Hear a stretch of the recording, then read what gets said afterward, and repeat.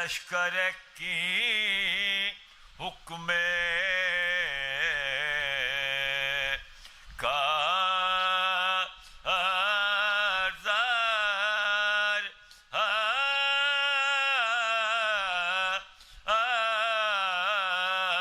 ہوا، ہر ایک ادھر سے مصلی رفیق یار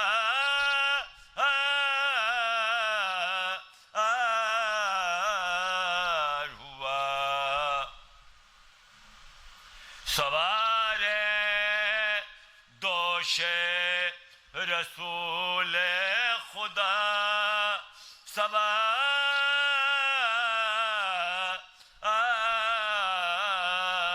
ہوا، علامتوں نے جو میدان میں آ کے کھول دیا، نشان مرتضوی نے نشان کھول دیا، سپیدہ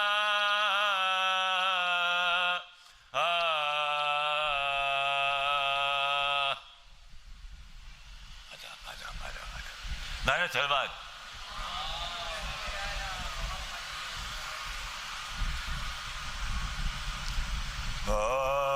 بلبل کو گل پسند، گلوں کو ہوا پسند، ہم بوترابیوں کو ہے خاک شفا پسند، بلبل کو گل پسند،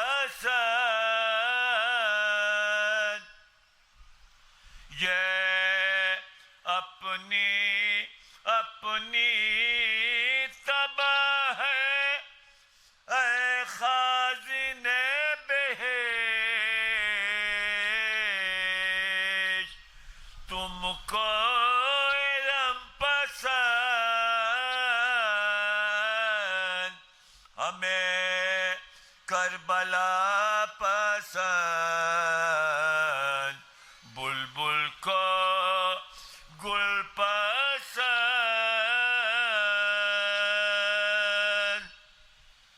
ادب ادب، نعرہ تکبیر، سلام کا چند شعر، سلام،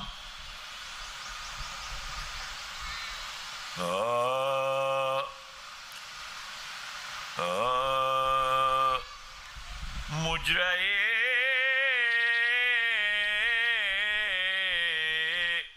جس سے نبی خوشا کلام ایسا ہو، خلد ملنے کا پیام آئے، سلام ایسا ہو،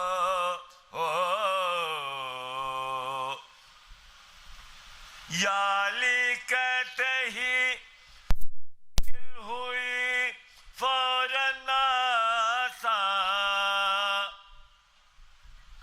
ہے، یا علی کہتے ہی مشکل ہو، مجرے کربلا کو بھی عجب حق نے دیا عزو شرف ہے، کربلا کو بھی عجب حق نے دیا عزو شرف، دیکھے کعبہ جسے حسرت سے مقام ایسا ہو، پیشوا سب کے علی مثل نبی بعد نبی ہے، پیشوا سب کے علی مثل نبی بعد نبی دے امامت جسے اللہ امام ایسا ہو مجھے تیری اس نظم کا ہر جا ہے یہی شعلہ نفیس ہے تیری اس نظم کا شعرا یہی شعرا نفیس ہو زباں ایسی جو شیریں تو کلام ایسا ہو مجھے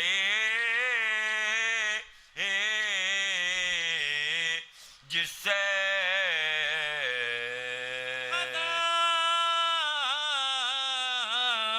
عباس سے یزید ہے اتنا ڈرا ہوا عباس سے یزید ہے اتنا ڈرا ہوا ایک سلوات بھیج دیجئے 4 مصرے مولا عباس علیہ السلام کی کہ در عباس پر جب ساری دنیا سر جھکاتی ہے یہ منظر دیکھ کر شان مشیت مسکراتی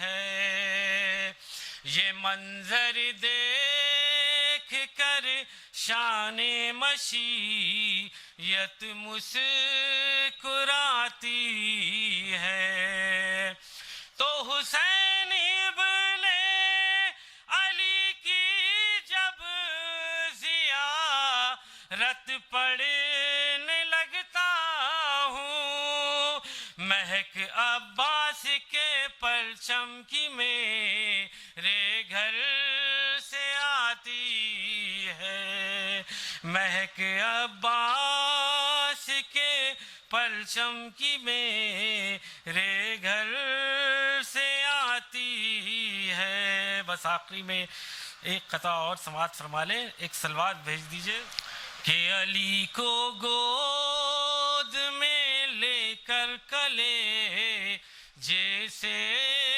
لگاتے ہیں محمد دیکھ کر سائے کو اپنے مسکراتے ہیں تو علی سے پوچھتے ہیں حضرت موسیٰ کلیم اللہ بتائیں کس طرح دیوار میں رستہ بناتے ہیں دل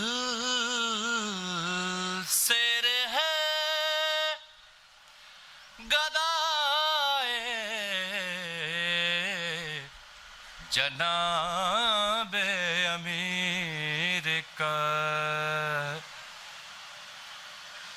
خالی کبھی رہا نہیں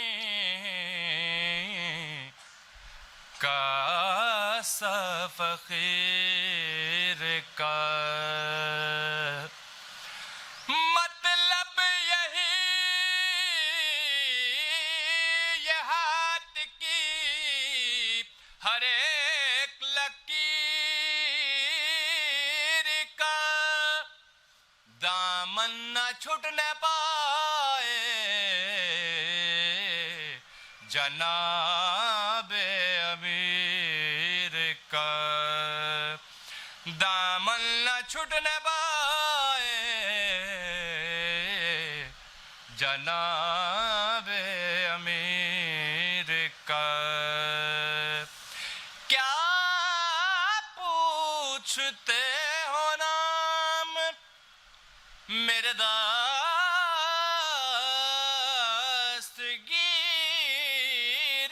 کا بازو نبی کا ہاتھ خدا قدیر کا بازو نبی کا ہاتھ خدا قدیر کا پوچھے کوئی پتا تو کہہ دیجیو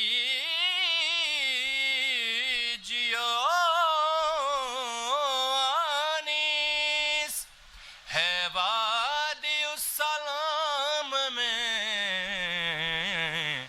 بیستر فقیر کا ہے وادی السلام میں بیستر فقیر کا. صلوات پڑھیں حضرات. شعبان کا مہینہ ہے. مولا حسین علیہ السلام کی ولادت کی تاریخ سے ابھی آپ لوگ گزرے ہیں، تو ان کی شان میں بس ایک سلام کے چند شعر اور ملاحظہ فرمائیے، اور اسی میں مصائب کی بھی شعر ہیں. نام پر شاہ کے جو پانی پلا دیتے ہیں، نام پر شاہ کے جو پانی پلا دیتے ہیں، میرے کوثر انہیں مجھ نئی دعا دیتے ہیں. فاطمہ کہتی ہیں دنیا میں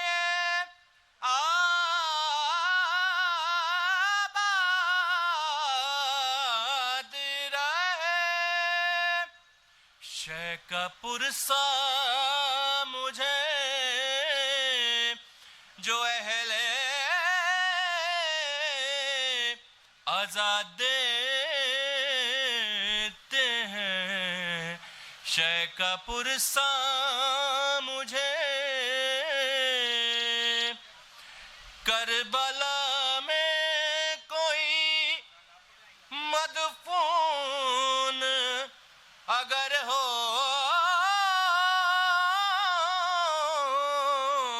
تو حسین خاک کو مرتبہ خاک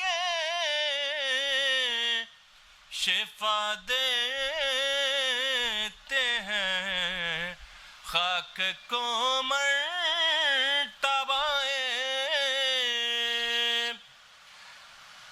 خاک شفا دیتے ہیں.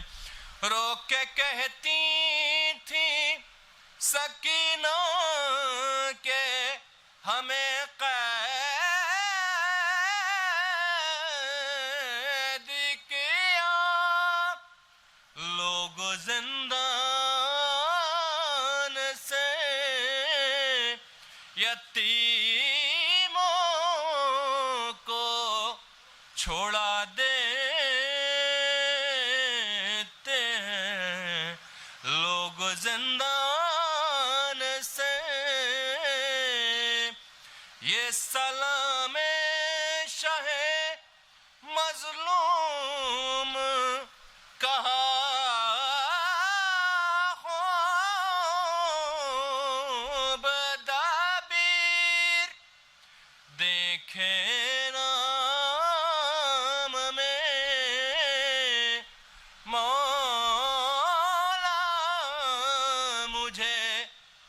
کیا دیتے ہیں دیکھے نام میں مولا مجھے کیا دیتے ہیں نام پر شاہ کے بچھ گیا فرش عزا ماتم سرور کے لیے بچھ گیا فرش عزا ماتم سرور کے لیے منتظر تھیں میری آنکھیں اسی منظر کے لیے منتظر تھیں میری آنکھیں اسی منظر کے لیے اور باب حاجات بھی سقا بھی علمدار بھی ہیں باب حاجات بھی سقا بھی علمدار بھی ہیں کتنے القاب ہیں عباس دلاور کے لیے کتنے القاب ہیں عباس دلاور کے لیے ایک نعرہ سلوات ارشاد فرما دیں سلام کے چند شعر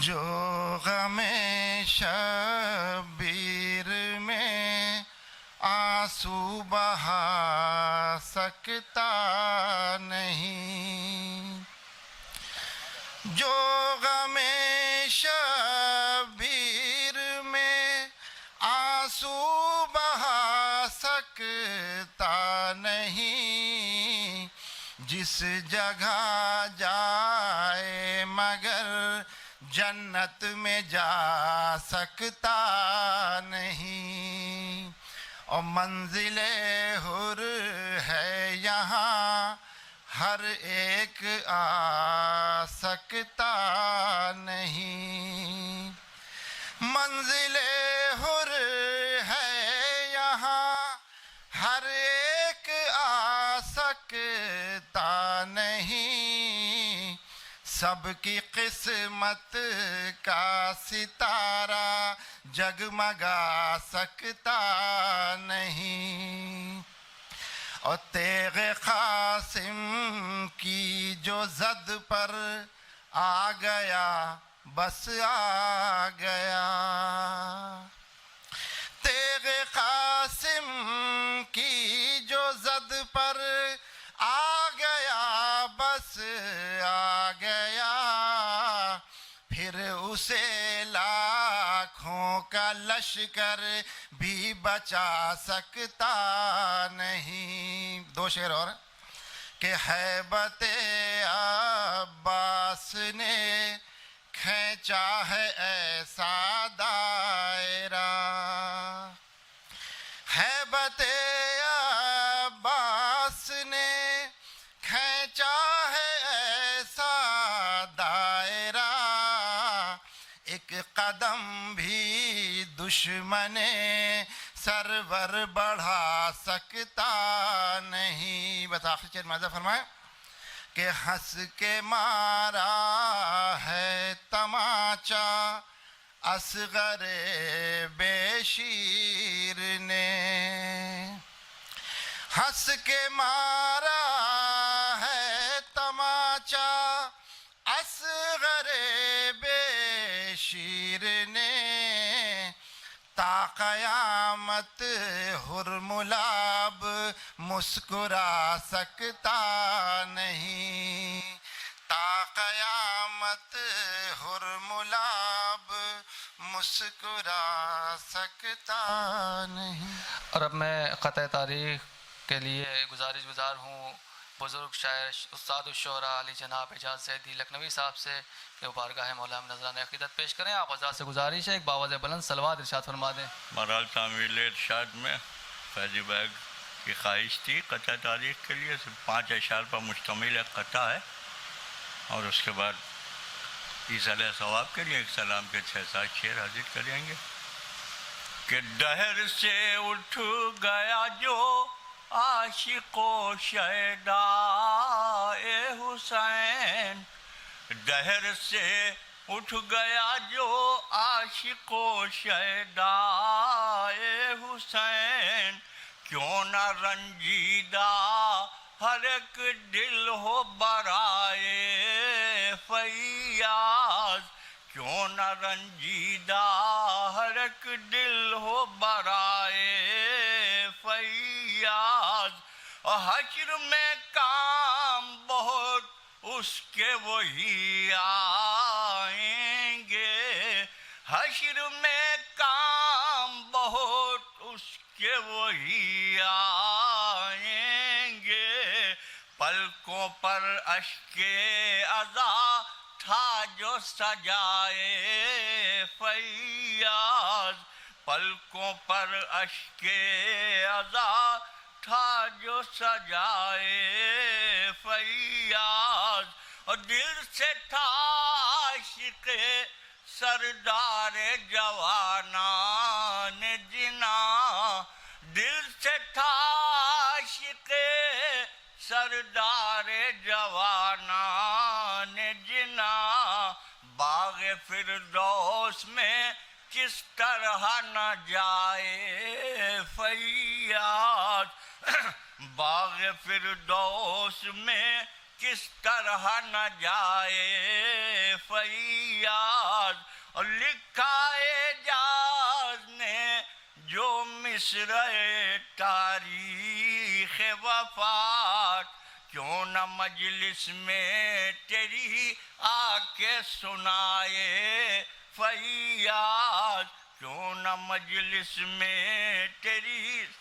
کئی مصرع میں تاریخ ہے کہ ہر گلے گلشن جنت پر تبسم آیا، ہر گلے گلشن جنت پر تبسم آیا.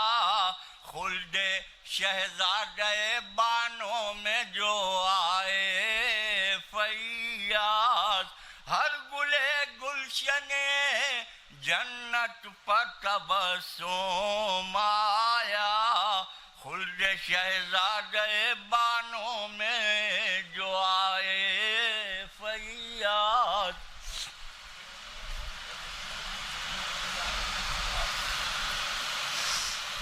ایک سلام کے ایصال ثواب کے لیے قطع تاریخ تو تسلیت اور تعزیت کے لیے ہوتی ہے، ایصال ثواب کے لیے ایک سلام کے 5-6 شعر. آج کل نوری میں غم میں ایک مرتبہ درود بھیجیں محمد وعالم.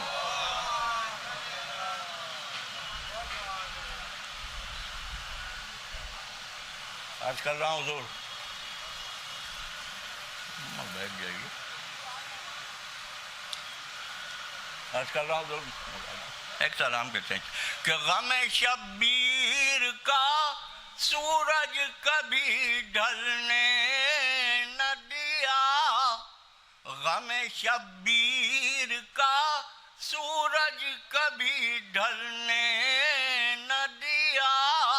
زور اندھیروں کا کسی دور میں چلنے نہ دیا، زور اندھیروں کا کسی دور میں چلنے نہ دیا.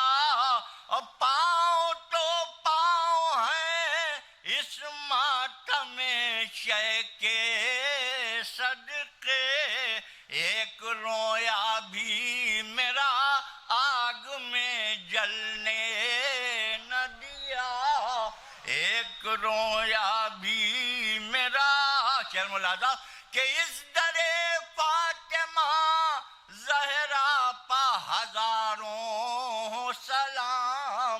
اس در فاطمہ زہرا پہ ہزاروں سلام ملک الموت کے بھی زور کو چلنے نہ دیا ملک الموت کے بھی زور کو چلنے نہ دیا اور قافلہ ماتم شبیر کا فتووں کی ہوا قافلہ ماتم شبیر کا فتووں کی ہوا اس کو رکنے نہ دیا اور اسے چلنے نہ دیا اس کو رکنے نہ دیا بس دو شرط ملاحظہ کہ دوستی ہم نے منافق سے کبھی کی نہیں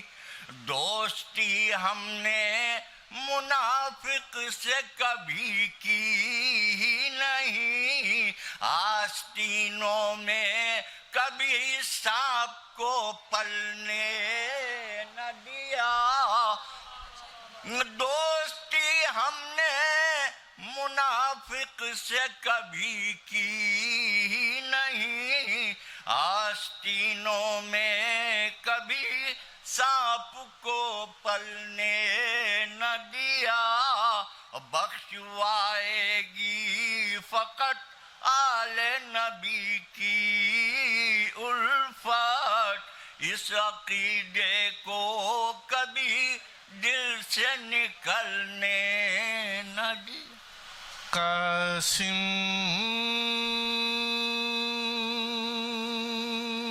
سے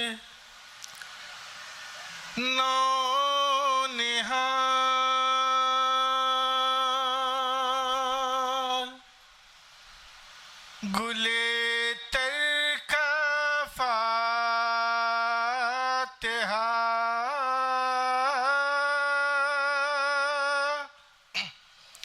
گلے تر کا فاتحہ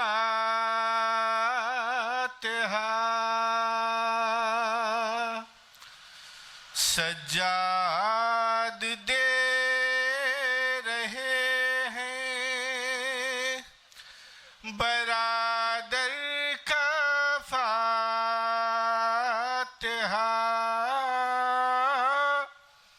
برادر کا فاتحہ غشیا گیا رباب کو زندان شام میں زندان شام میں عابد نے جب دیا علی اصغر کا فاتحہ اصغر کا فاتحہ تیورا کے فرش خاک پا بیمار گر پڑا بیمار گر پڑا دینے اٹھا جو ننھی سی خواہر کا فاتحہ خواہر کا فاتحہ کیسا یہ امتحان تھا سجاد کے لیے سجاد کے لیے زینب کے روبرو شہ صفدر کا فاتحہ صفدر کا فاتحہ ارے مولا کو یاد آ گئے شان کٹے ہوئے شان کٹے ہوئے جب دے رہے تھے شے کے برادر کا فاتحہ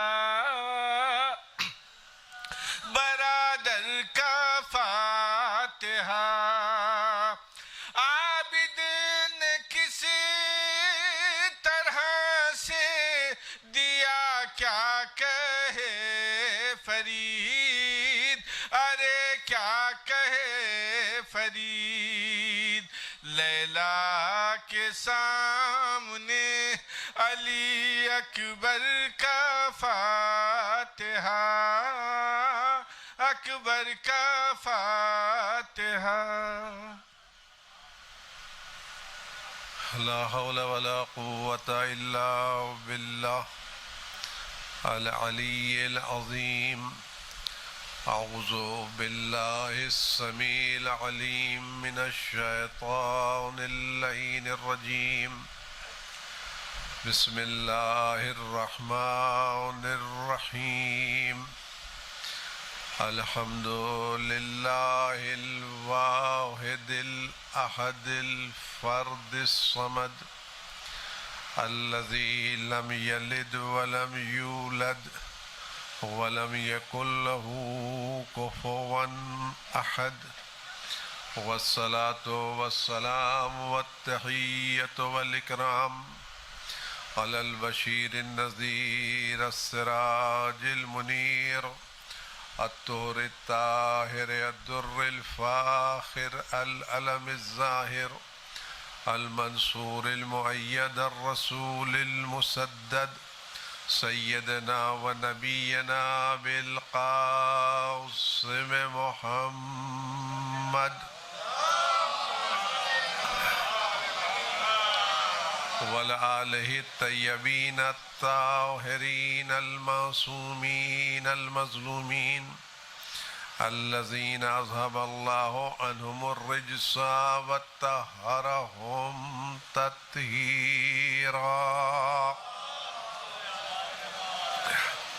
سيما على بقية الله في العالمين وخاتم أئمة المعصومين الكهف الحسين وغياث المستر المستكين ملجأ الهاربين وعصمة المعتصمين، أرواحنا وأرواح العالمين لتراه بمقدمه فداه، عجل الله تعالى فرجه الشريف، واللعنة الدائمة الباقية على أعدائهم وقتلتهم وغاصب حقوقهم أجمعين. أما بعد، فقد قال الله الحكيم في كتابه الكريم: أعوذ بالله السميع العليم من الشيطان الرجيم، بسم الله الرحمن الرحيم. لقد كتبنا في الزبور من بعد الذكر أن الأرض يرثها عبادي الصالحون. صلوات بر محمد. آپ حضرات گزارش ایک مرتبہ سورہ الحمد اور 3 مرتبہ سورہ بارکہ توحید طرح فرما کر کے فیاض صاحب کی اس بابی کی روح کے سال فرما دیں. فیاض کاظمی اس بابی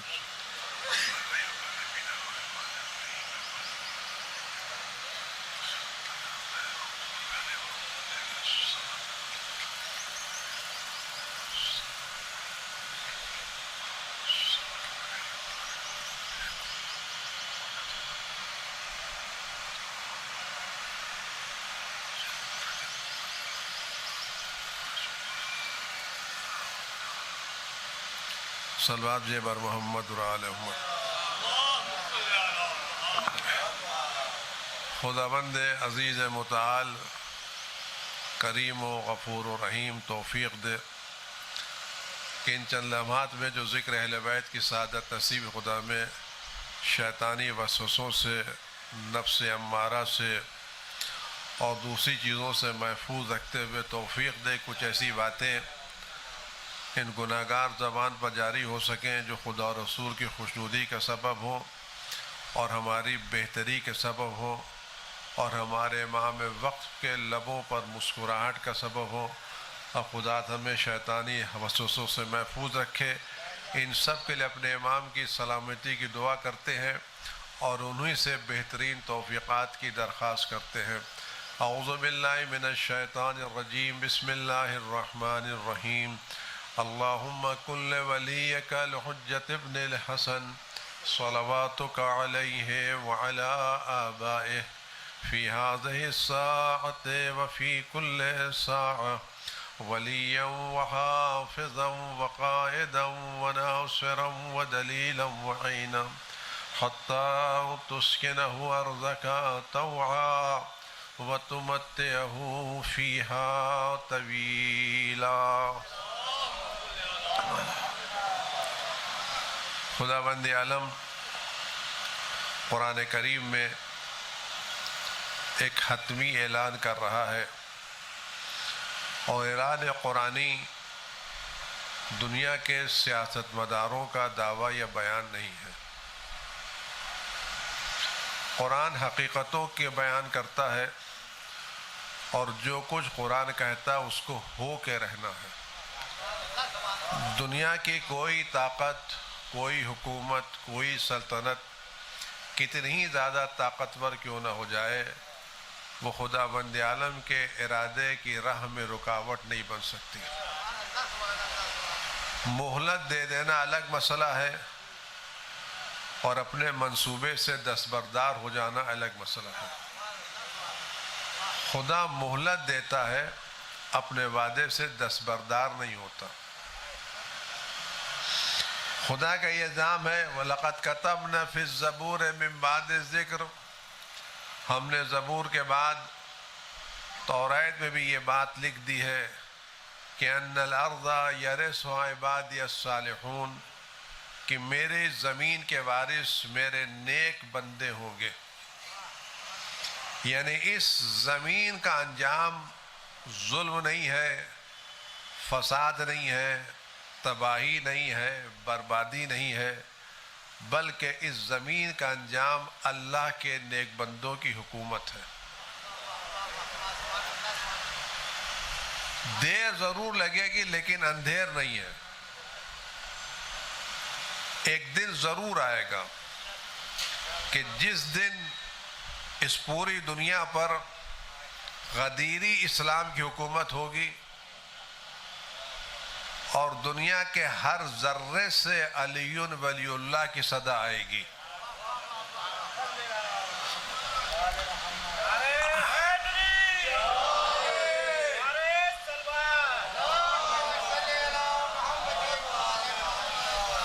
یہ لا الہ الا اللہ، یہ محمد رسول اللہ، یہ علی ولی اللہ ہر ذرے کی گہرائی میں موجود ہے۔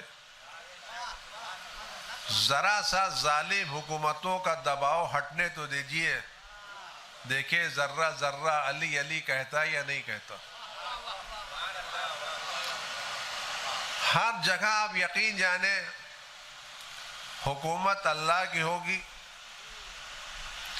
اور اسلام وہ اسلام ہوگا جو غدیری اسلام کہلائے گا۔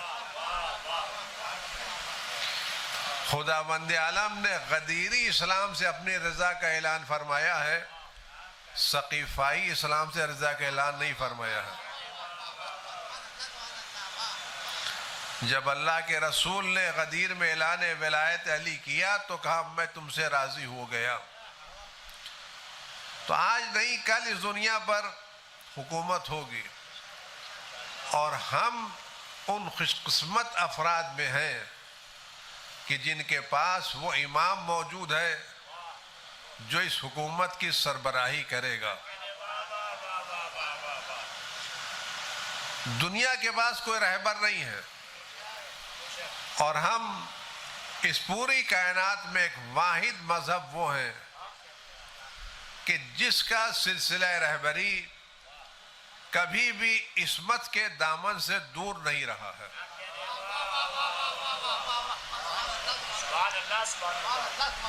اکیلے وہ اس پوری کائنات میں، ہم اثنا عشری وہ اکیلے ہیں جن کا دامن کبھی بھی عصمتی رہبری سے دور نہیں رہا ہے، اور یہی ہمارے مذہب کی حقانیت کی دلیل ہے۔ ہم شیعہ پیدائشی نہیں ہے. ہم اس بنا پر شیعہ نہیں کہ ہمارے ماں باپ شیعہ تھے یا محلے میں پیدا ہوئے جہاں شیعہ رہتے تھے. اگر یہی دلیل ہے کہ ہمارے ماں باپ شیعہ تھے تو ان کی بھی حقانیت کی دلیل ہے جن کے ماں باپ شیعہ نہیں تھے. اگر ماں باپ ہی دلیل ہے تو ہر ایک کے ماں باپ دلیل ہے بھائی. اگر دلیل یہ معتبر ہے کہ ہماری اماں نے کہا لہذا معتبر ہے، تو اگر آپ کی نگاہ میں آپ کی والدہ معتبر ہے تو دوسرے کی نگاہ میں دوسرے کی والدہ معتبر ہے. اگر آپ کی نگاہ میں آپ کا محلہ معتبر ہے تو دوسرے کی نگاہ میں دوسرے کا محلہ معتبر ہے. اعتبار کس چیز کا ہے؟ اعتبار حقانیت کا ہے. ہمارے پاس ہمارے مذہب کی حقانیت کی دلیل ہے، اور ایسی دلیل ہے جس کو دنیا کی کوئی طاقت رد نہیں کر سکتی. ہم اپنے مذہب کی حقانیت کی دلیل رکھتے ہیں اور یقینی دلیل رکھتے ہیں، وہم و گمان کی دلیل نہیں رکھتے، اور اسی یقین پر زندہ ہیں. میں آپ سے ایک بات عرض کروں، آپ غور کریں. آیا خداوند متعال مجبور ہے یا مختار؟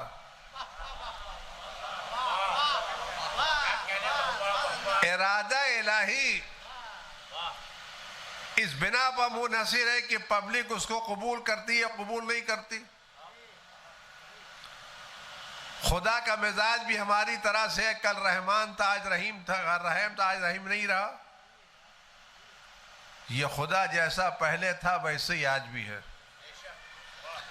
اگر خدا جیسا تھا ویسے ہی آج بھی یقیناً ہے، اور قدرت خدا کو دنیا کی کوئی طاقت چیلنج نہیں کر سکتی. تو آپ یہ بتائیے، جب دنیا میں کوئی نہیں تھا تو اس نے اس دنیا کو بغیر معصوم رہبر کے نہیں چھوڑا.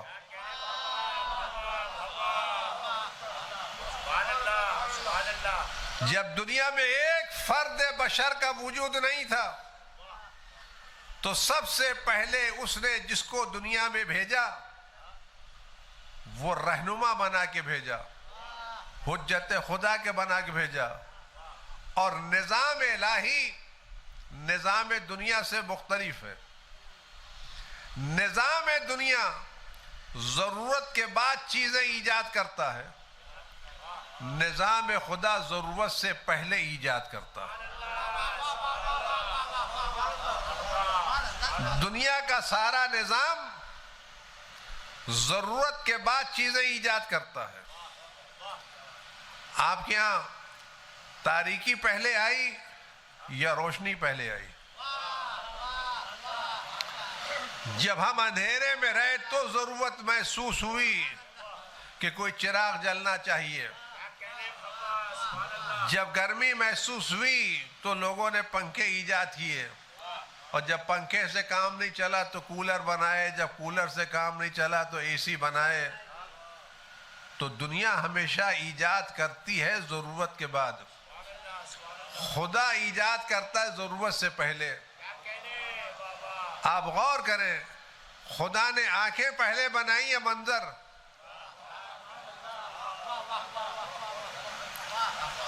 خدا نے پیاس پہلے پیدا کی یا پانی؟ ماں کے دل میں محبت پہلے ایجاد کی یا بچہ؟ وہ خدا جو پیاس سے پہلے پانی ایجاد کرے، سانس لینے سے پہلے ہوا ایجاد کرے، ہمارے دنیا میں آنے سے پہلے ماں کے دل میں محبت ایجاد کرے، اسی خدا نے انسانوں کے وجود سے پہلے نبی بھیجے تاکہ پیاسا یہ نہ کہے میں پیاسا ہوں مجھے پانی نہیں چاہیے. تم پیاسے ہو تو پانی پہلے سے موجود ہے، تمہیں رہبر کی ضرورت ہے تو رہبر موجود ہے.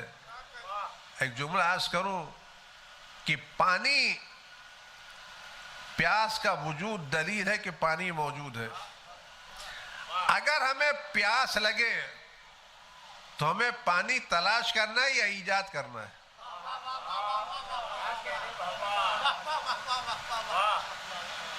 اگر ہمیں پیاس لگے تو ہمیں پانی تلاش کرنا ہے یا ایجاد کرنا ہے؟ دیکھیے میں بنیادی طور پر مدرس ہوں، لہذا آپ کچھ بتائیں گے تو چلے گا کام آگے۔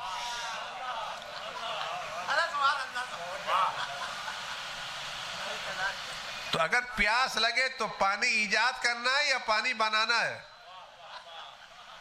پانی بنانا نہیں، پانی ایجاد کرنا ہے۔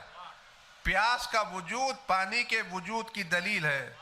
تو جس طرح سے پیاس لگنے کے بعد ہمیں پانی تلاش کرنا ہے، بنانا نہیں ہے، ہمیں بھی گمراہی میں رہبر تلاش کرنا ہے، رہبر بنانا نہیں ہے۔ صلوات بر محمد والے۔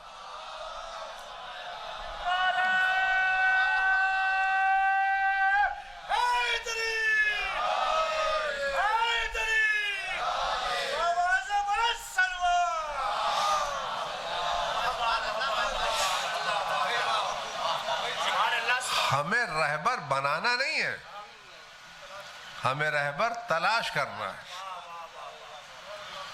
آج دنیا والے کہتے ہیں کہ پانی کیسا بھی ہے، آکسیجن ہائیڈروجن سے بنا ہے۔ سائنس والے کہتے ہیں کہ پانی اگر اسی سے بنا ہے تو آپ لیبارٹری میں لے جائیے، آکسیجن لے لیجئے، ہائیڈروجن لے لیجئے، ملا کے پانی بنا لیجئے۔ یہ لیبارٹری کا بنایا ہوا پانی نقصان دہ ہوگا یا فائدہ مند ہوگا؟ آپ اسی فارمولے پر بنائیں لیکن آپ کا بنایا ہوا نقصان دہ ہوگا۔ تو جو دنیا ایک قطرہ پانی نہیں بنا سکتی، کیا وہ معصوم رہبر بنا پائے گی؟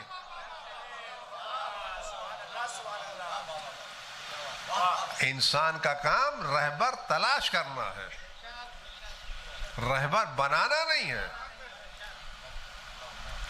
آج ہمارے پاس رہبر موجود ہے اور معصوم رہبر موجود ہے، اور ایسی شان کا رہبر موجود ہے کسی کے پاس نہیں ہے۔ آپ یقین یعنی اکیلے ہم ہیں جو معصوم رہبر رکھتے ہیں۔ میں زیادہ تفصیلات میں نہیں جانا چاہتا، میں آسمانی مذہبوں کی بات کروں۔ یہودیوں نے سلسلہ نبوت شروع کیا، لیکن جناب موسیٰ پر نبوت سلسلہ ختم۔ اب ان کے بعد جناب موسیٰ کے بعد کوئی نبی نہیں ہے۔ عیسائیوں نے سلسلہ شروع کیا، جناب عیسیٰ آگے سلسلہ ختم ہو گیا۔ مسلمانوں نے شروع کیا،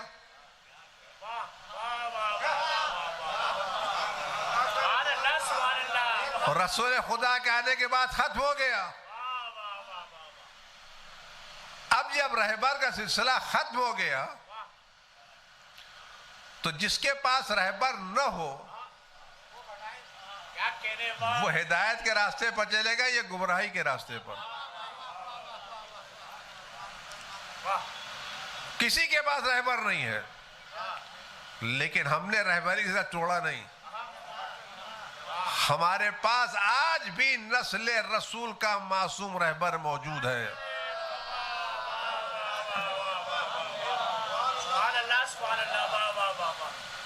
اور جب کہیں سے لائٹ آتی ہے تو گھروں میں روشنی اسی وقت ہوتی ہے جب گھر کا سلسلہ مرکز سے متصل ہو۔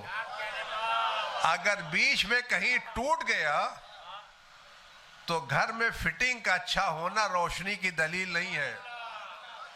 روشنی اسی وقت ہوگی جب تک آپ کا وابستہ رہبر سے مرکز سے وابستہ ہے۔ جب تک آپ کے گھر کا کرنٹ مرکز سے متصل نہیں ہے، آپ کے گھر میں روشنی، آپ گھر میں کتنے اچھے پنکھے چلا لیجئے، کتنی اچھے بلب لگا لیجئے، کتنی اچھی فٹنگ لگا لیجئے، لیکن روشنی نہیں ہوگی۔ کیوں؟ اس لیے کہ آپ کا رابطہ مرکز سے ٹوٹ گیا ہے۔ تو آپ کتنی ہی نمازیں پڑھ لیجئے، کتنے ہی روزے رکھ لیجئے، جب تک ولایت سے رابطہ نہیں ہوگا ان میں روشنی نہیں ملے گی۔ کیونکہ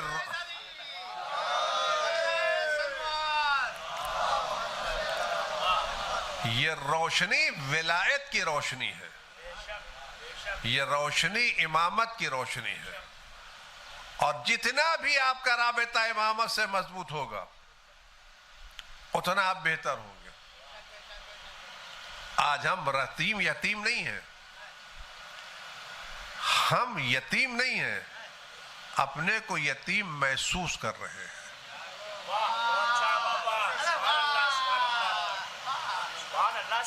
ہم لاوارث نہیں ہیں، اپنے کو لاوارث ثابت کر رہے ہیں۔ ہم باپ کے ہوتے ہوئے یتیم محسوس ہیں، ہم سرپرست کے ہوتے ہوئے اپنے کو لاوارث محسوس کر رہے ہیں۔ آج ہمارا امام ہمارے درمیان موجود ہے، لیکن ہم نے اپنے اس امام کو زندگی کے متن سے نکال کے حاشیے میں رکھ دیا ہے۔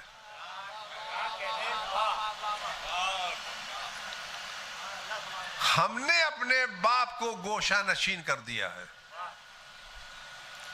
ہم نے اپنے وارث کو غیبت میں بٹھا دیا ہے۔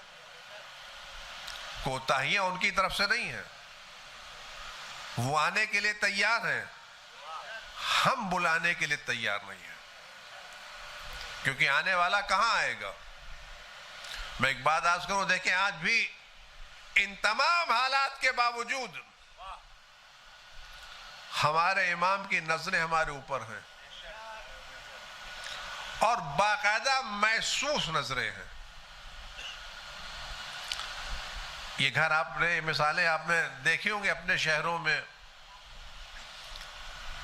ایک بڑا محل تھا، حویلی تھی، اس میں مختلف بھائی رہتے تھے، سب کے مزاج مختلف تھے، کوئی نرم، کوئی گرم، کوئی کاہل، کوئی جاہل، کوئی عالم، کوئی فاضل، سب کے مختلف مزاج تھے۔ لیکن جب تک باپ موجود تھا، اختلاف مزاج کے باوجود حویلی میں بٹوارا نہیں تھا۔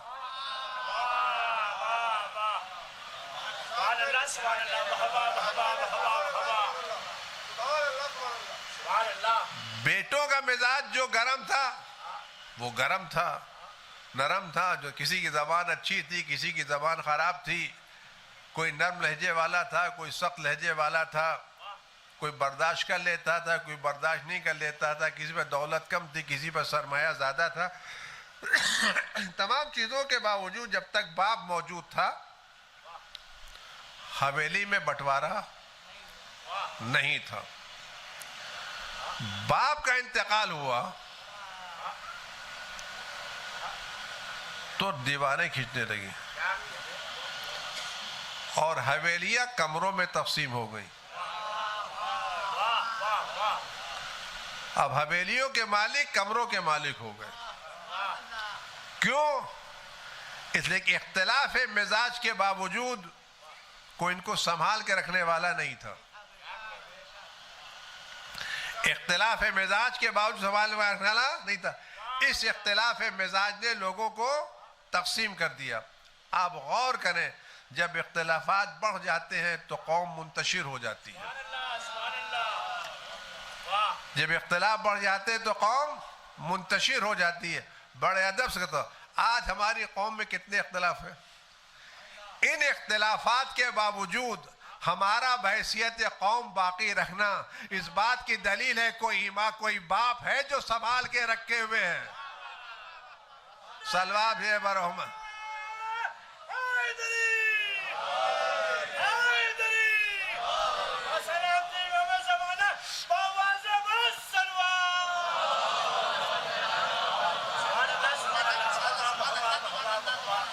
ہر جگہ اختلاف، کوئی گھر نہیں یا اختلاف نہیں۔ ہمارے پاس کوئی چیز ایسی نہیں جو ہماری عزت کا سبب بنے، نہ علم ہے، نہ عمل ہے، نہ اخلاق ہے، نہ پیسہ ہے، نہ دولت ہے، کچھ بھی نہیں ہے۔ لیکن پھر بھی دوسروں کی نظر میں عزاداروں کا محترم ہونا، ایک پرامن قوم کے نام پر پہچانا جانا، یہ ہماری عنایتوں کا نتیجہ نہیں ہے. کوئی وارث عزا ہے جو عزاداروں کو بچائے ہوئے ہے. صلوات بر محمد والے.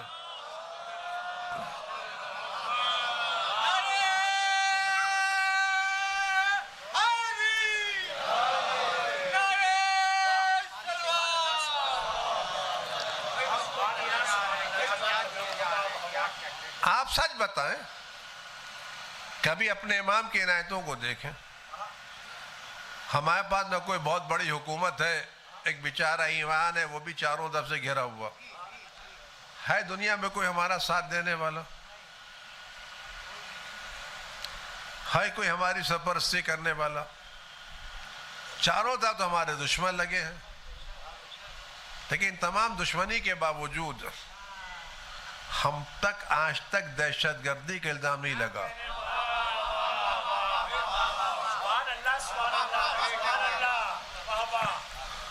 آج تک نہیں لگا.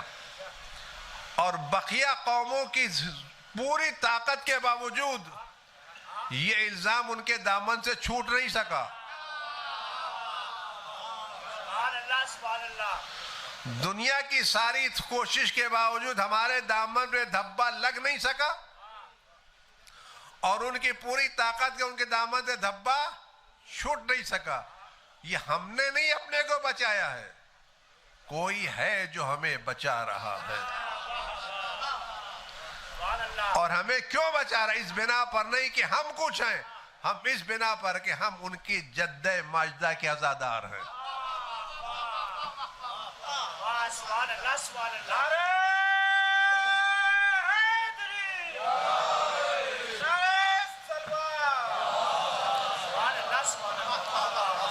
آج وہ ہیں جو ہمیں بچا کے رکھے ہوئے ہیں,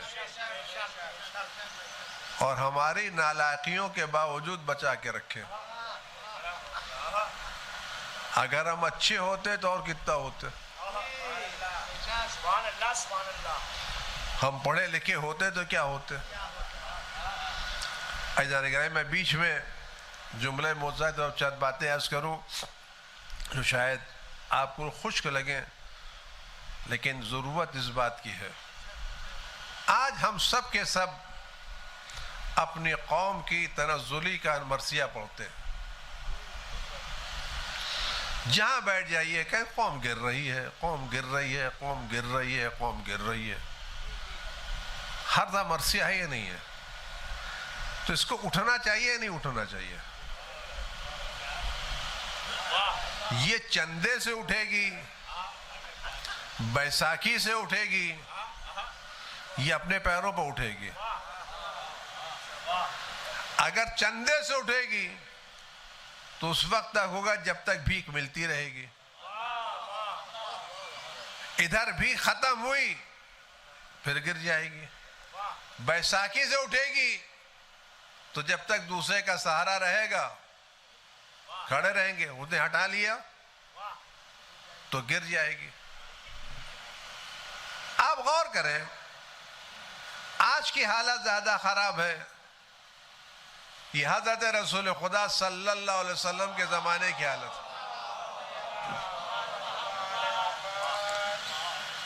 اللہ نے اپنے رسول کو جس ماحول میں بھیجا تھا, اس ماحول کو اللہ کے رسول نے ضلال مبین کا ماحول قرار دیا,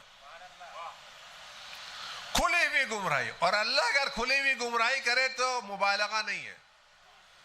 مبالغے ہمارے کلام میں ہوتے ہیں, اللہ کے کلام میں مبالغہ. اللہ جو بیان کرتا ہے حقیقت بیان کرتا ہے. کھلی ہوئی گمراہی میں تھے, آگ کے دہانے پر تھے, ایک دوسرے کا خون بہاتے تھے, گندا کھاتے تھے, ننگے رہتے تھے, لوٹ مار کرتے تھے, سب کچھ کرتے تھے. وہ کون سی برائی تھی جس قوم میں نہیں تھی؟ دور دور تک اچھائی نظر نہیں آتی تھی.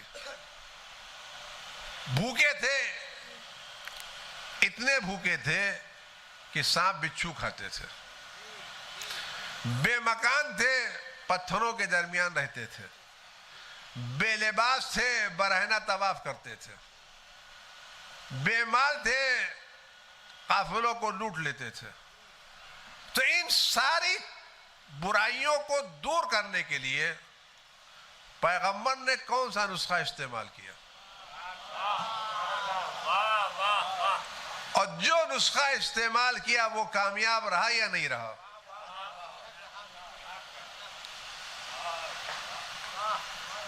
کون سا نسخہ استعمال کیا پیغمبر نے؟ آیا آنے کے بعد یہ بات میں بریکٹ میں کہہ دوں، میں کسی بھی فلاحی کام کا مخالف نہیں ہوں. کل آپ یہ نہیں کہ صاحب مولانا مجلس پڑھ کے گئے فلاں کی مخالفت کے، نہیں. جو فلاحی کام کرا سب اچھے، خدا سب کو جزا دے، اجر دے، ان کی مشکلات کو دور کرے اور زیادہ توفیق عطا کرے. لیکن میں آپ سے ایک بات پوچھوں، اگر ایک مریض وینٹیلیٹر پر ہے اور آپ اس کو اسپتال لے جاتے ہیں اور ڈاکٹر اس کو دیکھتے ہیں، تشخیص کرتے ہیں، ٹیسٹ کرتے ہیں، دوا لگاتے ہیں، دوا دیتے ہیں، اور یہ مریض وینٹیلیٹر سے آ کر کے آئی سی یو میں آتا ہے، آئی سی یو سے جنرل وارڈ میں آتا ہے، جنرل وارڈ سے گھر آتا ہے، تو آپ کیا کہیں گے؟ یہ علاج صحیح ہے غلط؟ دیکھیے کچھ آپ بولے کچھ میں بولوں.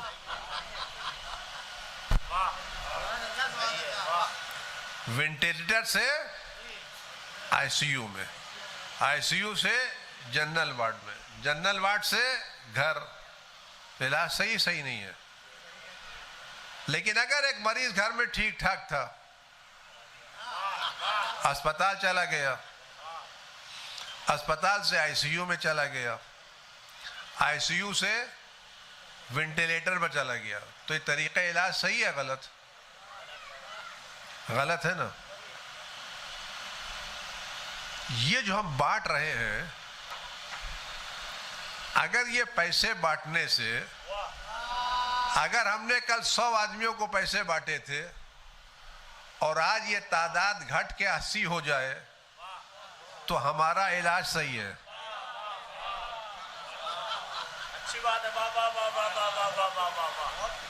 لیکن جب ہمارا رزلٹ نکلتا ہے کہ ہم نے 5 سال پہلے 100 کو بانٹا تھا، آج 5000 کو بانٹ رہے ہیں، تو اس کا مطلب ہے فقیروں کی تعداد بڑھ رہی ہے، گھٹ نہیں رہی ہے. سبحان اللہ، سبحان اللہ. واہ. یعنی یہ علاج کا طریقہ میں غلط تو نہیں کہہ سکتا، ورنہ یہاں پکڑا جاؤں گا زبان کے اعتبار سے، لیکن مؤثر نہیں ہے.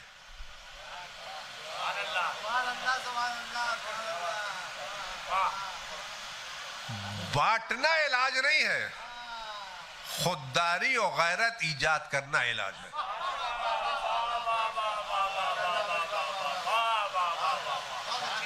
مزاج میں فقیری مت بنائیے، مزاج میں غنا پیدا کر کے اس کو کام پر لگا دیجئے. پیغمبر نے کیا کام کیا؟ پیغمبر نے آنے کے بعد غلے بانٹے، لباس بانٹے. شروع کہاں سے کیا؟ بسم اللہ اقرا، شروع کیا پڑھائی سے. یعنی تمہاری تنزلی کی وجہ ہے جہالت اور ترقی کا راستہ ہے تعلیم. تم گرے ہو جہالت کی بنا پر، ابھرو گے تعلیم کی بنا پر. اور آپ یقین جانیے کہ بھیک مانگنے سے آپ کے اندر تبدیلی نہیں آئے گی. کل فقیر تھے، آج بھی فقیر رہیں گے. لیکن اگر آپ علم حاصل کریں گے تو جیسے جیسے علم بڑھتا جائے گا آپ کی قیمت خود بخود بڑھتی جائے گی.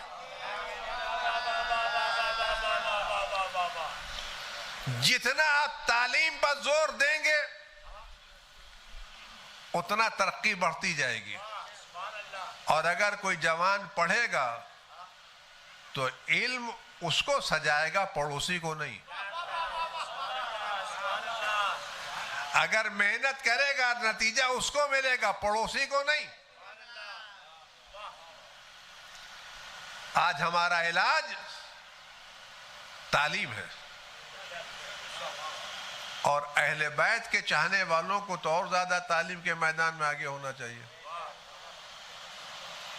اہل بیت کے چاہنے والے امیر کے ماننے والے یا فقیر کے؟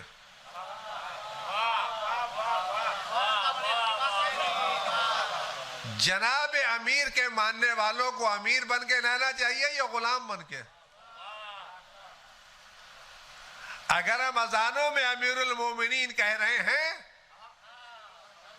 تو جو قوم علی کے امیر المومنین ہونے کے قائل ہے، اور ایک جملہ میں آپ سے عرض کروں، اگر پہنچ جائے آپ تک ایک معمولی سا کیڑا پرندہ جس میں قوت پرواز نہیں ہے، یہ اپنے پروں پر اڑے گا تو کتنا اوپر جائے گا، لیکن اگر یہ کسی بلند پرواز کے پیروں سے لپٹ جائے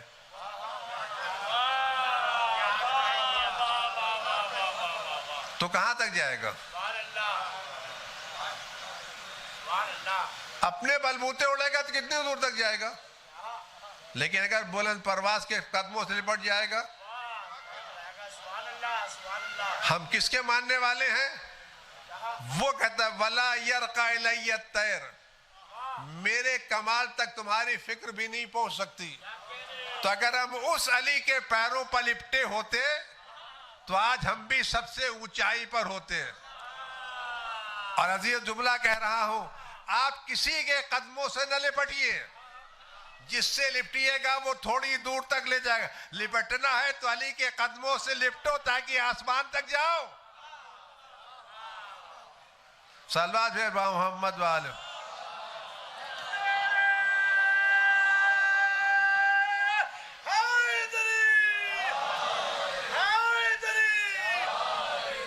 آج علی کے قدموں سے لپٹے۔ اگر آج ہم بلندیوں پر نہیں ہیں تو اس کا مطلب ہے ہم علی کے قدموں سے لپٹے ہوئے نہیں ہیں۔ ہم محسوس کرتے ہیں لیکن ہم لپٹے ہوئے نہیں ہیں، کہ اگر لپٹے ہوتے تو جہاں وہ ہوتے وہاں ہم بھی ہوتے۔ ہم نے وہ دامن چھوڑ دیا ہے، ہم نے وہ راستہ چھوڑ دیا ہے۔ اہل بیت کا راستہ علم کا راستہ ہے، اہل بیت کا راستہ تعلیم کا راستہ ہے، اہل بیت کا راستہ پڑھائی کا راستہ ہے، اور یہ علم انسان کو قیمت عطا کرتا ہے، عزت عطا کرتا ہے، اور قوم اس وقت تک جذبات سے کھیل کھیلتی رہے گی جب تک ذہن میں علم کی روشنی نہیں آئے گی۔ جب تک قوم علم کے میدان سے دور رہے گی اس وقت ہم اس کے جذبات سے کھیلتے رہیں گے، اور جب علم آ جائے گا تو ہر قدم اٹھانے سے پہلے سوچے گی کہ اس کا نتیجہ کیا ہونے والا ہے۔ آج ہمیں کسی کے پاس جا کر کے عزت حاصل کرنا نہیں چاہیے، ہمیں اتنا بننا چاہیے کہ لوگ ہمارے دروازے پر آئیں۔ یہ جملہ میں نے کہا تھا کہ لوگوں نے علی کو چھوڑ تو دیا لیکن ہلاکت سے بچنے کے لیے علی کے دروازے پر آنا پڑا، علی کو نہیں جانا پڑا۔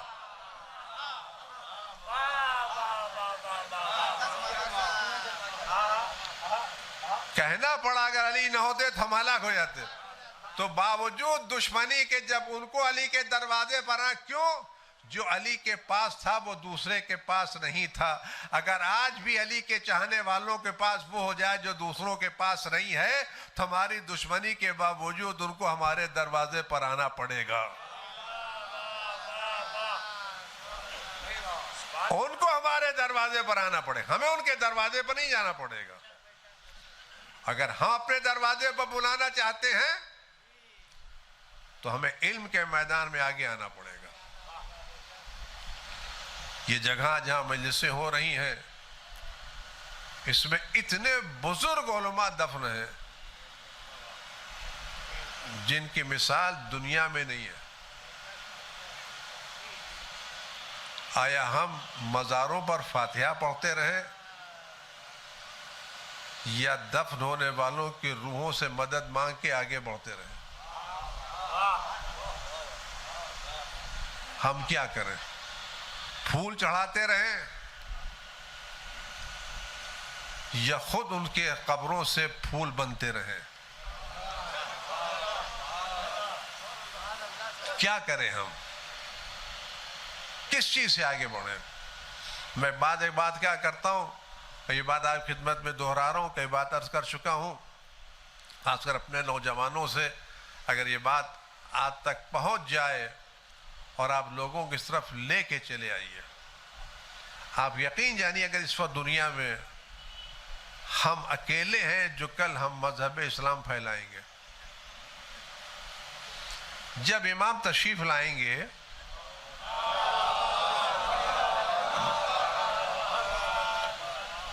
تو ہم ان کے خدمت گزاروں میں شامل ہونا چاہتے ہیں یا نہیں؟ نوکروں میں، خدمت گزاروں میں، چاکروں میں، غلاموں میں، کشبرداروں میں شامل ہونا چاہتے نہیں چاہتے؟ یہ تمنا نہیں ہے؟ تمنا ہے یا نہیں ہے؟ تو کون لوگ امام کے اصحاب میں شامل ہوں گے؟ بھیڑیا دسان ہوں گے، سب چلے جائیں گے، یا امام چن چن کے لیں گے؟ امام کیا تعصب نہیں ہے، سفارش نہیں ہے، اور امام کے سامنے بیان کرنے کے لیے ضرورت نہیں ہے. ہم سب سے اپنی حقیقت چھپا سکتے ہیں لیکن اپنے امام وقت سے کوئی چیز چھپا نہیں سکتے. اپنے فکر کی کوئی چیز چھپا نہیں سکتے، اپنے خیال کی کوئی چیز چھپا نہیں سکتے. ہمارا پورا وجود امام کے سامنے ٹرانسپیرنٹ ہے. تو جب ان کے پاس جائیں تو کیا لے کے جائیں؟ ان کو صاحبان کردار چاہیے ہی نہیں چاہیے؟ امام حسین نے کربلا کے میدان میں سب کو لے لیا تھا یا چھانٹ چھانٹ کے لیا تھا؟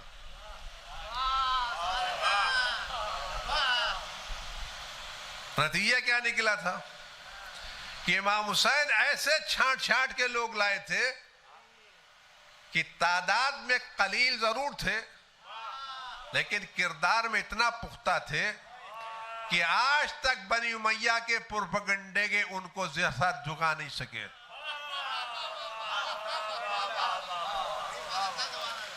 مختلف سن کے سے، مختلف سال کے تھے، مختلف قبیلوں کے تھے، مختلف جگہوں کے تھے، لیکن پختہ کس چیز کے تھے؟ کردار کے، عمل کے، علم کے. اور ایسے منتخب کر کے لائے کہ آج تک ان 72 کا جواب. تو امامت کی نظر میں کثرت کی اہمیت نہیں ہے، کیفیت کی اہمیت ہے. کردار چاہیے، اخلاق چاہیے، اور اس اخلاق کے لیے محنت چاہیے. اگر یہ بات آپ تک پہنچ سکے. آج ابھی کورونا گزرا ہے، سب پریشان تھے اس سے. اب اس میں کتنی حقیقت تھی، کتنی سیاست ہے تو دنیا والے جانے. لیکن اس زمانے کے مسئلہ یہ تھا کہ اچھے خاصے بیٹھے ہوئے ہیں، صحت مند ہیں، کھانا کھا رہے ہیں، تو بھائی مزہ نہیں مل رہا ہے. بھائی یہ کھاؤ، بھائی مزہ نہیں مل رہا ہے، ذائقہ چلا گیا ہے. تو بھائی یہ عطر سونگ لو، کہ سونگ کہنے میں کرونا ہو گیا. ہوتا ہے کہتے کیسے کرونا ہو گیا بھائی؟ ہم یہ کباب کھا رہے ہیں، مزہ نہیں مل رہا ہے. کہ بریانی کھا رہے ہیں، مزہ نہیں مل رہا ہے. تو یہ جو مزہ ختم ہوا، یہ بریانی کے ختم ہوا، یہ ہمارا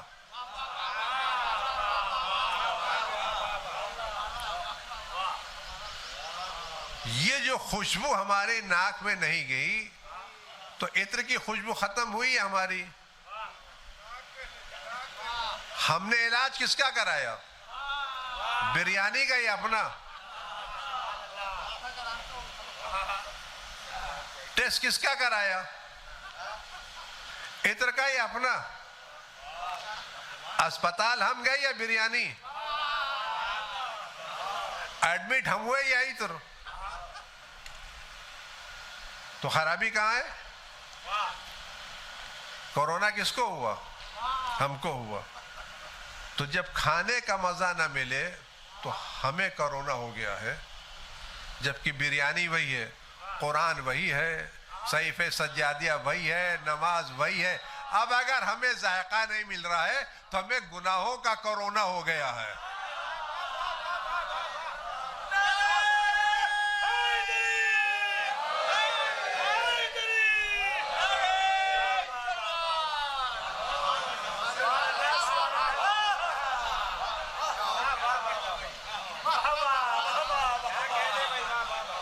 بھیا کیا قرآن یہ جو آج جو چھپا ہے یہ اوریجنل نہیں ہے کیا؟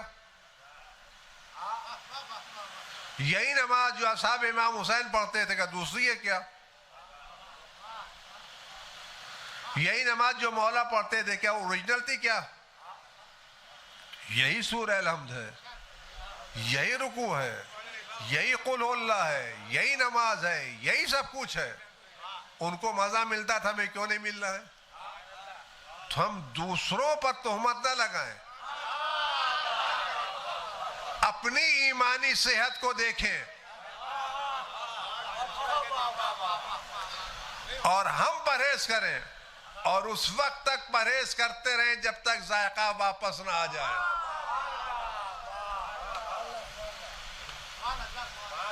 اب فرق کیا ہے یہ غور کریں، اگر میں بات آپ تک پہنچا لے جاؤں، کہ جب ہمارا بدن بیمار ہوتا ہے تو ہم ڈاکٹروں کے پاس جاتے ہیں، اسپتالوں میں جاتے ہیں، لیبارٹریز میں جاتے ہیں، اور جب رپورٹ آتی ہے تو یہ لیبارٹریز والے کون سی رپورٹ ہم کو دیتے ہیں؟ کہتے ہیں صاحب آپ کا سی آر پی بڑھا ہوا ہے، آپ کا پلیٹلیٹ بڑھا ہوا ہے. تو ہمارے بدن کی خرابی بیان کرتے یا اچھائی بیان کرتے؟ ہم اس رپورٹ دینے والے کو دعا دیتے یا گالی دیتے ہیں؟ کیا کرتے ہیں؟ دعا دیتے ہیں.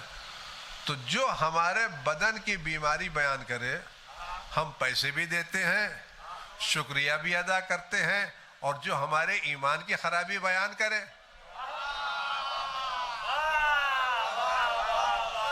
جو ہماری اخلاقی برائیاں بیان کرے، وہ کہ کولیسٹرول بڑھ گیا ہے تو اچھا لگتا ہے، کہ غیبت کر رہے ہو تو نماز کا ذائقہ ختم ہو گیا ہے، جھوٹ بول رہے ہو تو قرآن کا ذائقہ ختم ہو گیا ہے، حرام کھام کھا رہے ہو تو مزہ ختم ہو گیا ہے. تو یہ تو ہماری بیماری ہے نا. تو ہم جائیں تو کس کے پاس جائیں؟ آیا خدا بند عالم نے ہمارے لیے کوئی طبیب روحانی رکھا ہے یا نہیں؟ ہمارے پاس کوئی طبیب ہے یا نہیں؟ ہمارے پاس کوئی حکیم ہے یا نہیں؟ ساری دنیا بغیر طبیب کے ہے، ہم اکیلے ہیں جو مہربان طبیب رکھتے ہیں.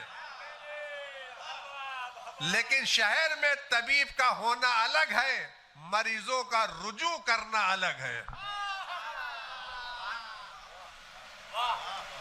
ہم طبیب ربانی رکھتے ہیں لیکن رجوع نہیں کرتے. ہم اس کے پاس جاتے نہیں ہیں. ہم بدن کے ڈاکٹروں سے اپائنٹمنٹ لے لیتے ہیں اور فیس جمع کرتے تھے، لیکن اس طبیب روحانی سے نہ اپائنٹمنٹ لینے کی ضرورت ہے، نہ اس کے مطب جانے کی ضرورت ہے، نہ اس کی فیس دینے کی ضرورت ہے. مصلی پر بیٹھنا ہے، سلام کرنا ہے، دل کے آ جانا.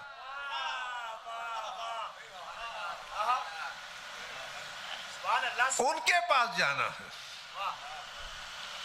اور دل لے کے جانا ہے، ذہن لے کے جانا ہے. اور کہا مولا جو پرانے حکیم ہوتے تھے وہ مریضوں سے بیماری نہیں پوچھتے تھے، نبضوں پر ہاتھ رکھتے تھے، بیماریاں خود بتاتے تھے. آپ تو طبیب روحانی ہیں، ہمیں بیماریاں بیان کرنے کی ضرورت نہیں ہے. ایک فرش عزا بچھاؤ، ایک مجلس عزا برپا کرو، علی اکبر کا نام لو اور کہا یبن زہرا آپ کے مطب میں مریض آیا ہے، بیمار آیا ہے، مجھے نہیں معلوم میرے پاس کیا کیا بیماریاں ہیں، مجھے اپنی بیماریوں کا احساس نہیں ہے، لیکن آپ میری بیماریاں بھی جانتے ہیں، آپ دوا بھی جانتے ہیں.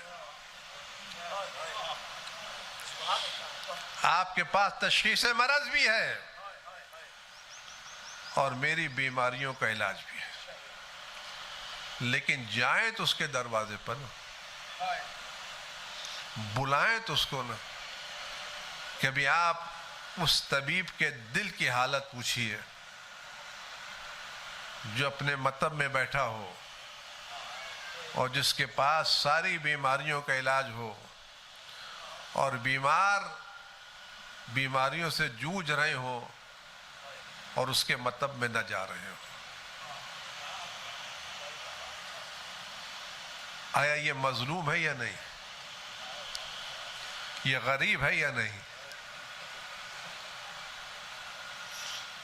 وہ طبیب جو ہر طرح کی بیماریوں کا علاج جانتا ہو، اس کو مریض چھوڑ کر کے چلے جائیں، یہ طبیب غریب ہے یا نہیں؟ یہ طبیب مظلوم ہے یا نہیں؟ آپ سچ بتائیں، آج ہمارا امام ہمارے درمیان مظلوم ہے یا نہیں؟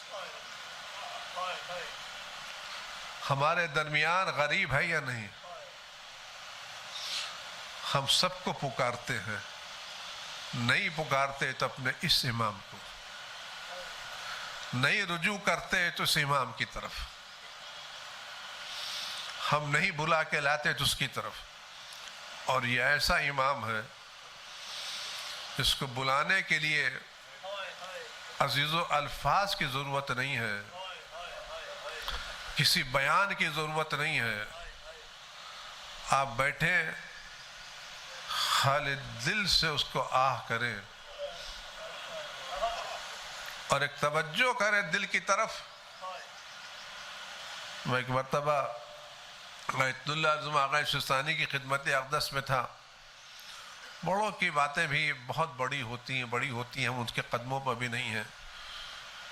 تو جسے عراق میں کامیابی مل رہی تھیں تو فرمایا کہ تم سمجھتے ہو یہ کامیابیاں میرا اپنا ذاتی کام ہے؟ نہیں، یہ میرا کام نہیں ہے. میں امام سے توسل کرتا ہوں اور میرے امام میری مدد کرتے ہیں. یہ ساری کامیابی میرے امام کی عنایتوں کی بنا پر ہے. میں نے 10 سے ادب جوڑ کے اس کی آغا بتائیں وہ کون سی دعا پڑھتے ہیں، وہ کون سا ذکر کرتے ہیں، وہ کون سی زیارت آپ پڑھتے ہیں. تو بڑوں نے کیا جواب دیا کہ آپ تک پہنچ جائے، مرجع کا جواب ہے کہ دیکھو بیٹے کو باپ سے بات کرنے کے لیے کسی مضمون کی ضرورت نہیں ہوتی.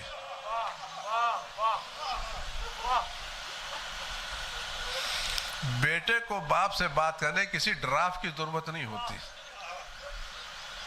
بیٹا اپنی زبان میں باپ سے بات کرتا ہے، باپ اس کی باتوں کو سن لیتا ہے. وہ ہمارے باپ ہیں، ہم ان کے فرزند ہیں، ہمیں ان کے پاس جانا چاہیے. اور آپ یقین جانیے بیٹا کتنا ہی نالائق کیوں نہ ہو جائے، یہ بات میں نے بار بار پڑھی، آپ تک پہنچی بھی ہوگی. اگر ایک بیٹا نالائق نکل جائے، راستہ بھٹک جائے، گمراہ ہو جائے، بری صحبتوں میں پڑ جائے اور ایک مدت تک دوسرے راستے پر لگا رہے اور کئی برس کے بعد اس کو احساس ہو چلو گھر چلیں، اب جب وہ گھر آ رہا ہے تو بال بکھرے ہوئے ہیں، چہرے پر گرد پڑی ہوئی ہے، داڑھی الجھی ہوئی ہے، ناخون میں گندگی بھری ہوئی ہے، کپڑے پھٹے ہوئے ہیں، پیر پھٹے ہوئے ہیں، بدبو آ رہی ہے، ہر طرح کی برائی لے کر کے وہ رات کی تاریکی میں گھر آ کے دروازہ کھٹکھٹاتا ہے. ساری برائیاں لے کے آتا ہے.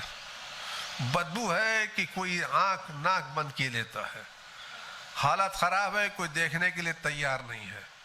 لیکن ساری چیزوں کے باوجود جب رات کے سناٹے میں باپ کا دروازہ کھٹکھٹاتا ہے اور باپ دروازہ کھولتا ہے اور کہتا ہے میں شرمندہ ہوں، کیا میں گھر میں آ سکتا ہوں؟ آپ سچ بتائیں، باپ نکال دے گا یا دروازہ کھول دے گا؟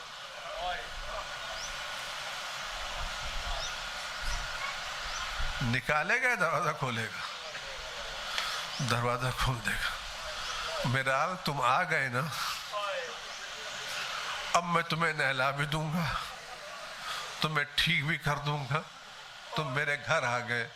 عزیزو، جب معمولی سا باپ معمولی سا دل رکھنے کے بعد اپنے ایسے بچے کو دروازے سے دور نہیں کرتا تو وہ امام جس کا دل سمندروں سے زیادہ وسیع ہو، جس کی وسعتیں آسمان و زمین سے زیادہ ہو، اگر ہم رات کے سناٹے پر جائیں، یمنا زہرا گناہگار ہوں آیا ہوں، خطا کار ہوں آیا ہوں، گناہوں میں ڈوبا ہوا آیا ہوں، میرے پاس کچھ ایسا نہیں ہے سوائے اس کے جو لایا ہوں وہ شرمندگی لے کے آیا ہوں، لیکن یمنا زہرا اصغر کا واسطہ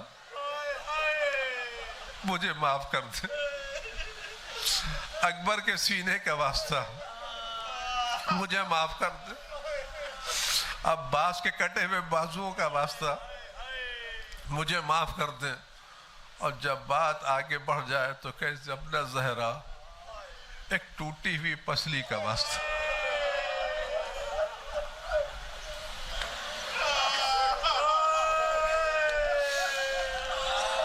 آپ یقین جانیے ہم ایسا مہربان باپ رکھتے ہیں. ہمیں یہ نہیں دیکھنا چاہیے ہم کتنے گناہگار ہیں، یہ دیکھیں کس کے پاس جا رہے ہیں. ہمیں یہ نہیں دیکھنا چاہیے ہم کتنے خطا کار ہیں، ہم کس کے پاس جا رہے ہیں یہ دیکھنا چاہیے. پس چند فقرے مصائب کے پڑھ کے بات تمام کروں. عزیز دوستو، ہم کس کے پاس جا رہے ہیں؟ کبھی ان سے کہے مولا ہم گناہگار ضرور ہیں، لیکن ہم نے آپ کے لگام فرض پر ہاتھ نہیں رکھا،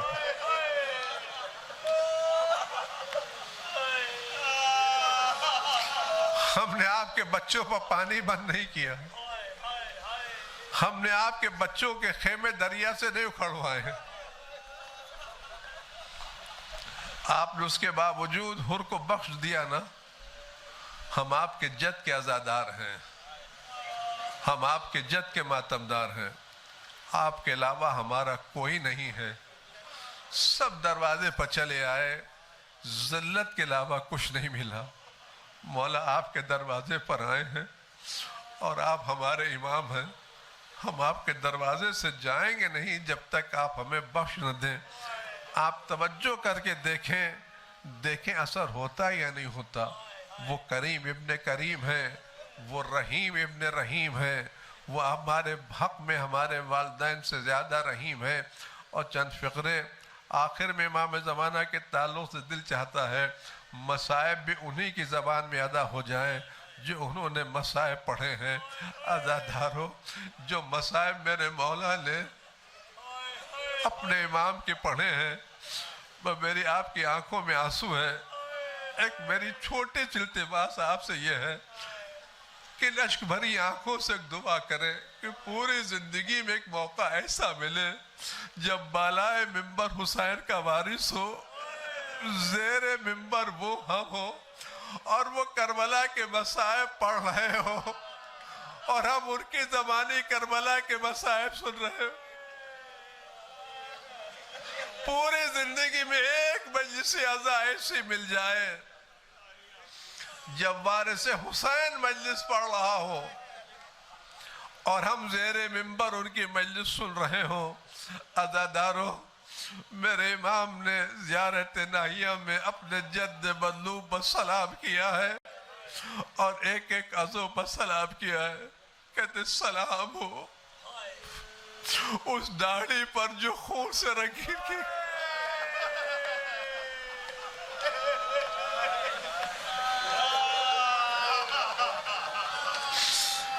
یہ امام کی داڑھی پر کس کا خون تھا؟ علی اکبر کا خون، اصغر کا خون، جو ان کے سینے اقدس سے نکلا تھا وہ خون. اس کے فرماتے ہیں سلام ہو اس بدن پر جس کے اوپر سے لباس لوٹ لیا گیا. عزادار، ایک جملہ میں آپ سے عرض کروں اور بات تمام کر جہاں ہو جائے. اگر آپ ہائی وے پر سڑک پر جا رہے ہو اور وہاں کسی کا ایکسیڈنٹ ہو جائے اور گھر سے کوئی نزدیک نہ ہو، کچھ میتیں پڑی ہو، تو تھوڑی دیر کے بعد کوئی نہ کوئی آ کر کے ان میتوں پر چادر ڈال دیتا ہے. یہ لاوارثوں کی میتیں بھی بغیر چادر کے نہیں رہتی. لیکن ہائے کربلا کے میدان میں حسین کا پورا کنبہ موجود تھا، لیکن حسین کا لاشا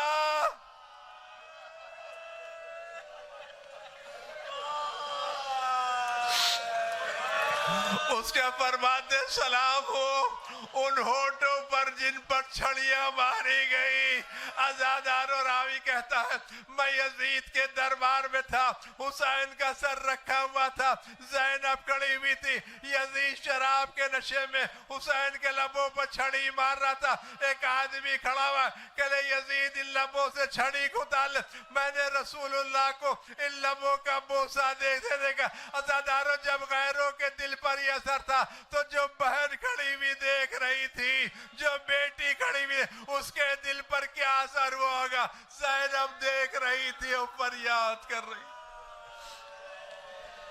الہی بحق الزہراء و ابیہا و بعلہا و بنیہا والسر المستودع فی ان تصلی علی فاطمہ و ابیہا و بعلہا و بنیہا والسر المستودع فیہا بعدد ما احاط بعلمک. پروردگار امام اس کے ظہور میں تعجیل فرما، ہر آفت و بلا سے امام کی حفاظت فرما، ہر طرح کے رنج و غم و علم کو ان کے وجود مقدس سے دور فرما. پروردگار جس مرحوم کے صالح ثواب کی میت فیاض باق آدمی صاحب کے درجات کو بلند فرما، ان کے قرب اپنے عنوان رحمت کی بارش فرما، ان کے ورثاء کو صبر جمیل عنایت فرما. قبل مقدس امام زمان کم سے راضی و خوشنود فرما. ایک مرتبہ سورہ الحمد اور 3 مرتبہ سورہ قل اللہ تعالیٰ فرما کر کے سال فرماتے ہیں.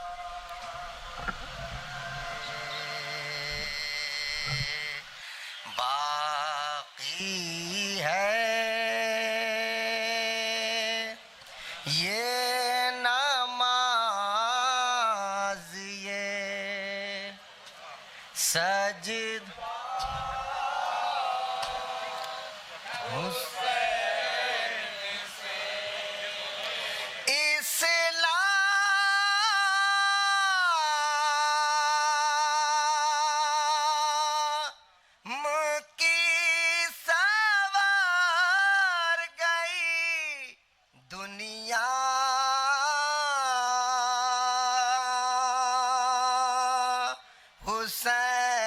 حسین سے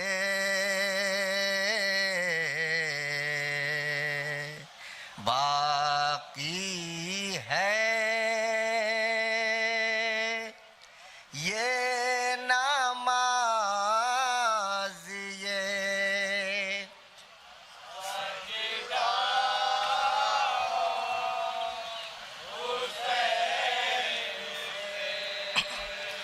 رے ٹوٹا نازیر تیغ بھی سجدوں کا سلسلہ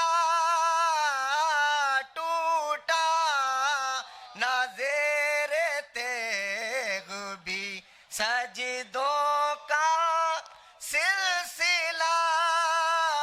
رے کعبہ خدا کا ہو گیا کعبہ حسین سے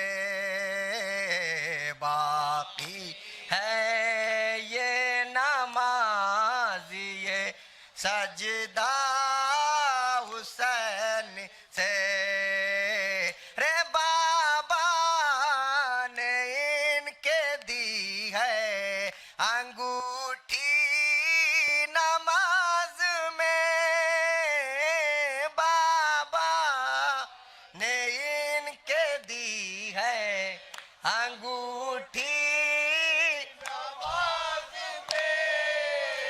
رے جو مانگنا ہے مانگ لے دنیا حسین سے باقی یہ نماز یہ سجدہ ارے دیکھا جوان لال کو دم توڑتے مگر دے جوان لال کو دم رے دامن مشیتوں کا نہ چھوٹا حسین سے باقی یہ نماز یہ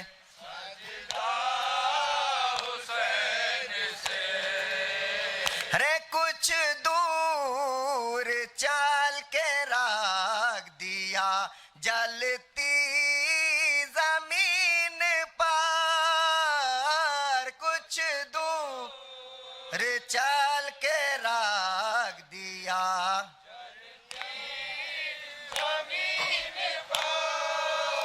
رے لاشا جوا کا جب نہیں سنبھلا حسین سے باقی یہ نماز یہ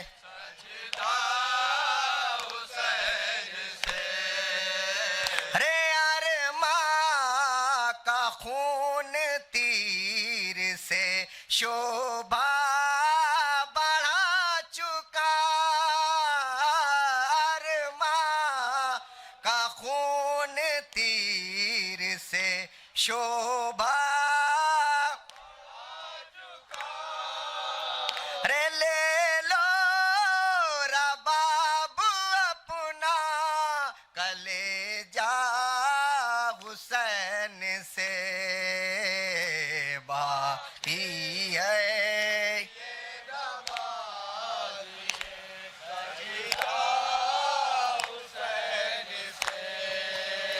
رے ماہر میری نظر میں ہے محشر کی منزلیں ماہر میری نظر میں ہے محشر کی منزلیں رے واللہ بن گئی میری عقبہ حسین سے باقی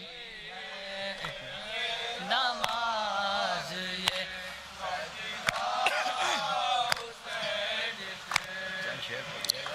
کیا یتیمہ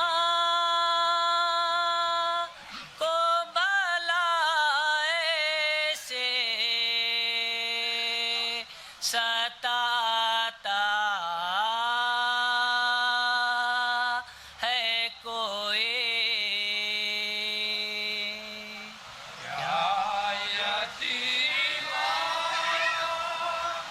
کو بلا سے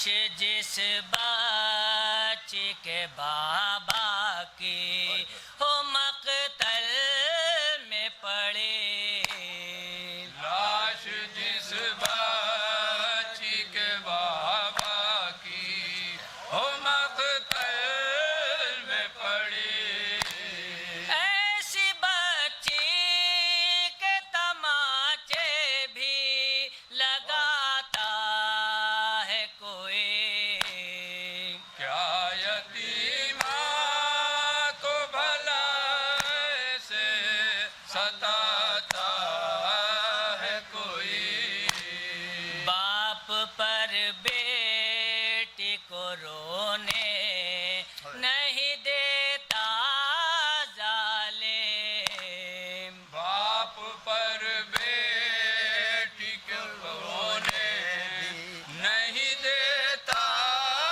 ظالم انتہا ظلم کی بھی ایسی دکھاتا ہے کوئی کیا یتیمہ کو بھلا ایسے ستاتا ہے کوئی کس فریاد کروں کون ہے زندہ اپنا اس فریاد کروں کون ہے زندہ اپنا کیا کروں مجھ کو بچانے نہیں آتا ہے کوئی کیا یتیمہ کو بھلا ایسے ستاتا ہے کوئی ایسا بھی ہوتا ہے دنیا میں نہ دیکھا نہ سنا ایسا بھی ہوتا ہے دنیا میں نہ دیکھا ہے سنا باپ کی لاش سے بیٹی کو ہٹاتا ہے کوئی کیا یتیمہ کو بھلا ایسے ستاتا ہے کوئی آج مجھ کو ہوا احساس یتیمی بابا آج مجھ کو ہوا احساس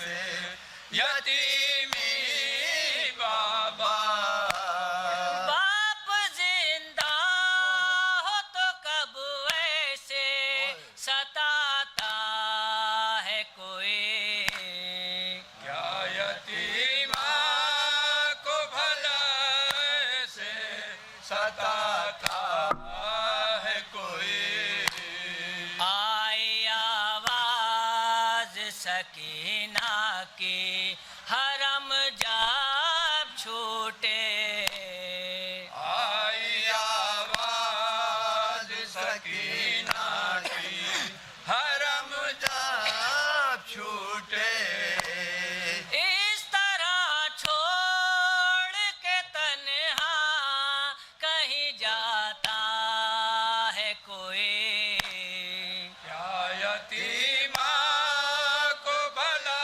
ایسے ستاتا ہے کوئی کچھ سکینہ کے نہ ہو ذکر مصائب میں کمی کچھ سکینہ کے نہ ہو ذکر مصائب میں کمی مجھ کو اعجاز یہ احساس دلاتا ہے کوئی کیا یتیمہ کو بھلا ایسے ستاتا ہے کوئی بابا نہیں آئے